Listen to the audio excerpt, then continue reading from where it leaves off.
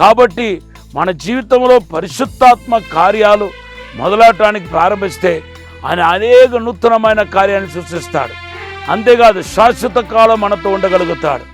నా మాట వింటున్న మీ జీవితంలో దేవునికి అసాధారణమైన అద్భుతమైన కార్యాన్ని మీరు చూడబోతున్నారు. మీ జీవితంలో లేని వాటిని దేవుడు పుట్టించబోతున్నాడు. శ్రమ పెట్టేది, బాధ పెట్టేది ఉంటే దాన్ని వేరుతో పీకి పడేయగలుగుతాడు. నేను మీ కొరకు ప్రార్థన చేయబోతున్నాను. యేసుక్రీస్తు నామములో మీ అందరికీ శుభములు తెలియపరుస్తున్నాను. మీరు దేవుని కృపను బట్టి ఎల్లప్పుడూ బాగుండాలని ప్రార్థన చేస్తున్నాను. మీ జీవితంలో ఎదుర్కొంటున్న ప్రతి తుఫాని దేవుడు ఖచ్చితంగా గద్దిస్తున్నాడు. నిమ్మలం కాబోతున్నాయి. దేవుడు మీ జీవితంలో గొప్ప త్రోవ చూపించబోతున్నాడు. నేను ఎక్కడికి వెళ్ళాలో, ఏం చేయాలో, మా భవిష్యత్తు ఎలా ఉండబోతుందో, నా పిల్లల భవిష్యత్తు ఎలా ఉండబోతుందో అని ఈరోజు మీరు బాధపడుతున్నారు ఏమో, కానీ దేవుడు మీకు శ్రేష్టమైన మంచి భవిష్యత్తును ఇవ్వబోతున్నానని మాట్లాడుతున్నాడు. మీరు కావాల్సినంత ఒక్కటే, దేవుని చిత్తానికి అనుగుణంగా నడుచుకోవటం. అలా నడుచుకోండి. దేవుని మహిమను, ఆశీర్వాదాన్ని, అద్భుతాన్ని మీరు త్వరలో చూడబోతున్నారు. జెఫెనియా 3:20 దేవుడు వాగ్దానం చేస్తున్నాడు. చూడండి, కొన్ని రోజులుగా మన ఆదికాండం 1వ అధ్యాయం నుండి అనేక విషయాలు నేర్చుకుంటూ వస్తున్నాం. ఆదికాండం 1వ అధ్యాయం 2వ వచనం చదివితే జలముల పైన పరిశుద్ధాత్మ దేవుని ఆత్మ అల్లాడుతున్నాడని రాయబడి ఉంది. ఇక్కడ చూడండి, దేవుని ఆత్మ అని ఒక ప్రత్యేకమైన నామాన్ని మనం చూస్తున్నాం. ఆదికాండం 1వ అధ్యాయంలో దేవుని ఆత్మ అల్లాడుతున్నట్టుగా మనకు కనపడుతున్నాయి. మరి ఈ భూమి ఆకాశాలు అన్ని సృష్టించడానికి ముందే దేవుని ఆత్మ ఉన్నాడని మనకు అర్థమవుతుంది. కనుక ఆయన దేవుడనే విషయాన్ని మనం మర్చిపోకండి. దేవుని ఆత్మ. అంతేకాదు, ఆయన సృష్టిలో ప్రాముఖ్యమైన పాత్ర పోస్తున్న వ్యక్తిగా ఉన్నాడు. అందుకొరకే ఆయన సృష్టికర్త అని మనం చెప్పవచ్చు అన్నమాట. ఆ బైబిల్లో మనం చూస్తే నరులను మన పోలిక చెప్పున, మన రూపం చెప్పున చేయదము అని అనుకున్నారంట. ఆదికాండం 2వ అధ్యాయం 7వ వచనంలో ఉంది, మన పోలిక చెప్పున అనే మాట.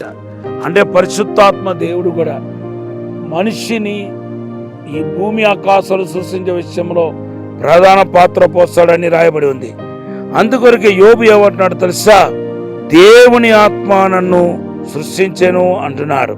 దేవుని ఆత్మ ద్వారానే మనం సృష్టించబడ్డామని రాయబడి ఉంది.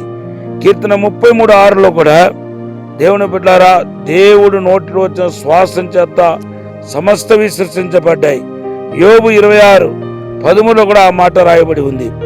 దేవుని బిడ్డలారా, మనల్ని దేవుని ఆత్మే సృష్టించాడు కాబట్టి ఆయన సృష్టికర్త అని చెప్పవచ్చు.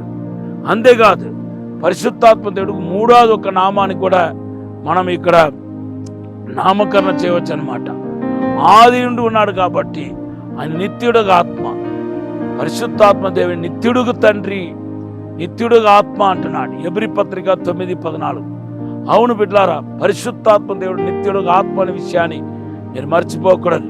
అంతేకాదు, పరిశుద్ధాత్మ దేవుడు మరి దేవాది దేవుడని, రాజుల రాజుని కూడా మనకు అర్థమవుతుంది.